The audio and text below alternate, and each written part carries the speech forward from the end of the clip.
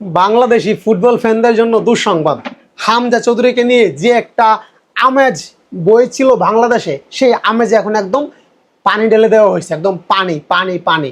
ফাহমিদুল আপনারা তো সবাই চিনেন, ইটালি থেকে আসা সেই প্রবাসী ফুটবলার, বাংলাদেশ টিমের হয়ে খেলবে, তার মনে অনেক স্বপ্ন, কল্পনা জল্পনা নিয়ে কিন্তু সে আসছিল। এবং সে কিন্তু অটোমেটিকলি চলে আসেনি উড়ে উড়ে ঘুরে ঘুরে। তাকে কিন্তু এই বাংলাদেশ ফুটবল ফেডারেশন বাফুফে থেকে কিন্তু তাকে ইনভাইট করা হয়েছে যে ফাহমিদুল তুমি আসো, আমাদের বাংলাদেশের হয়ে তুমি খেলবা।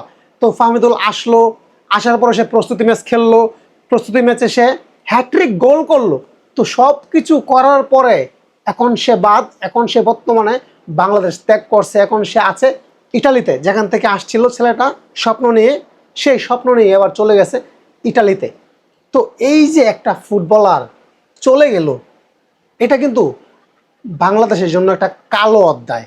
দেখেন, হামজা চৌধুরী আসাতে যেমন সবাই একটা আনন্দমুখর পরিবেশ সৃষ্টি হয়েছে, ঠিক সেম এখন কিন্তু ফাহমিদুল চলে যাওয়াতে কিন্তু সেম পরিবেশ সৃষ্টি হয়েছে। দেখেন, আজকে আপনি যদি একজন ফুটবল লাভার হয়ে থাকেন, তাহলে আমি 100% আপনি হামজা চৌধুরীর সাথে ফাহমিদুলও খেলবে ভারতের বিপক্ষে, আপনি কিন্তু মনে মনে একটা স্বপ্ন, একটা ছবি কিন্তু আপনি এঁকেছিলেন, সেম কিন্তু আমিও। তো আচ্ছা, আপনার আমার স্বপ্নটা বাদ দিলাম, কিন্তু এই যে প্রবাসী ফুটবলাররা যে আসা শুরু হয়েছিল বাংলাদেশে, তো নেক্সট কোনো ফুটবলার কি আসবে? যখনই আসতে চাইবে প্রবাসী কোনো ফুটবলার, কার কথা মনে পড়বে?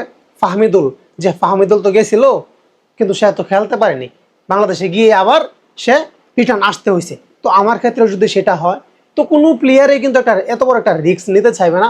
সবাই সম্মান চায়, কেউ কিন্তু অপমান চায় না। তো এই যে বাংলাদেশ ফুটবল টিমের এই যে এত দুর্দশা, এতদিন আমরা জেনে আসছি কোনো স্পন্সর পাইনি।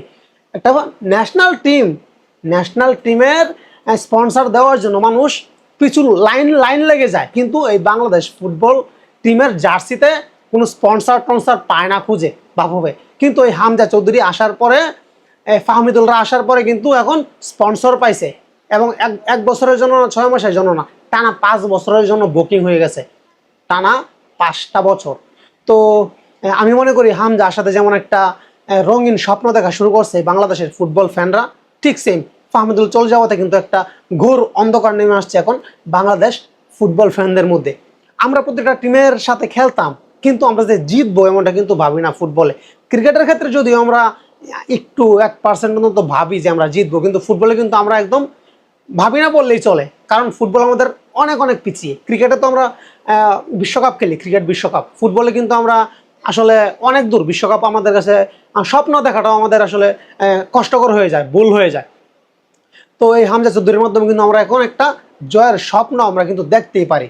এবং ফাহমিদুল, হামজা ওদের জন্য কিন্তু আজকে এই ফাহমিদুল চলে যাওয়াতে আমি আসলে খুবই ব্যথিত। শুধু আমি না, বাংলাদেশের যত ফুটবল ফ্যান আছে সবাই ব্যথিত। তো আমি জানি না আসলে এটা আসলে কেন করা হয়েছে তার সাথে। আপনারা অবশ্যই আপনাদের মনের কথাগুলো এই কমেন্টস বক্সে জানাতে ভুলবেন না। ধন্যবাদ।